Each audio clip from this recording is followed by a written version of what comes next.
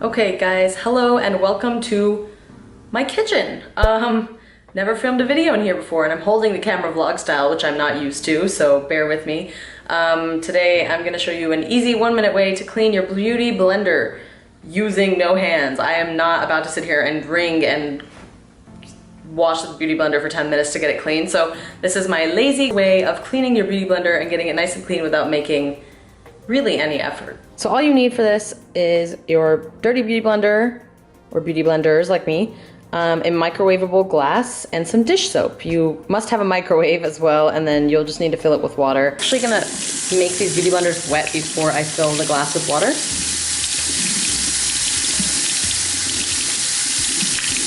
The reason I wet my beauty blenders before putting them in here is because I don't want them to float to the top and then be like grilled by the microwave. Just depending on how gross you are, a couple pumps of dish soap. Then we're gonna fill this baby with some warm water. It's microwave time. So I do kinda, I'm like very paranoid about these being a little too close to the surface.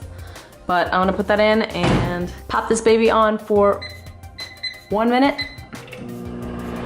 Let that thing go. What up? Oh my god, my microwave's dirty. It's so embarrassing.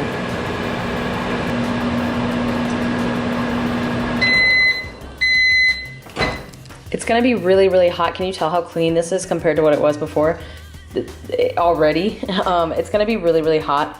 So I actually like to let the beauty blenders sit. And you can see the makeup still on it, but once you squeeze it out in this warm water, it will be a lot cleaner. What I actually like to do is repeat this process one more time, but really you can just do 1 minute and let it go, but I like to squeeze out all the grossness, clean out the water, refill it, and do it one more time.